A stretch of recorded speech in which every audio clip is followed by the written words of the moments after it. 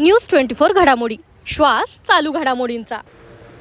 Share मार्केटचे आमिष भोवले, व्यावसायिकाची 58 लाखांची फसवणूक, दोघे गजाआड।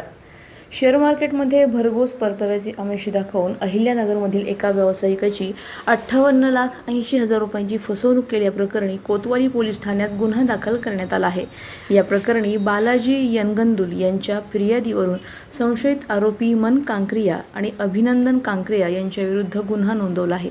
आरोपींनी ऑगस्ट 2025 ते मार्च 2026 दरम्यान फिर्यादीचा विश्वास संपादन करून ऑनलाईन आणि रोख स्वरूपात पैसे घेतले, मात्र परतावा किंवा मूळ रक्कम न देता नकार दिला।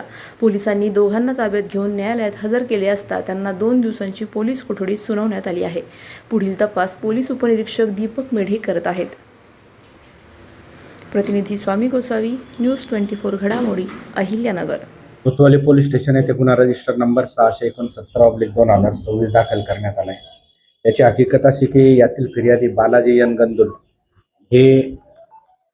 यनगंदुल यांना आरोपी नामे मन कांक्रिया आणि अभिनंदन कांक्रिया यांनी तुम्हाला शेअर मार्केटमध्ये तुम्ही गुंतवणूक करा, आम्ही तुम्हाला भरपूर नफा मिळवून देतो असे आमिष दाखवून त्यांचा विश्वास संपादन केला आणि फिर्यादीची एकूण 58 लाख रुपयाला फसवणूक केलेली आहे।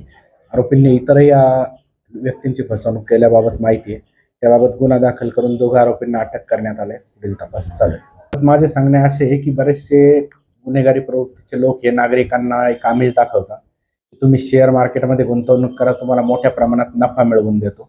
परंतु याद्वारे मी नागरिकांना आवाहन करतो की शेअर मार्केटमध्ये अचानक मोठ्या प्रमाणात कुठलाही नफा दिला जात नाही।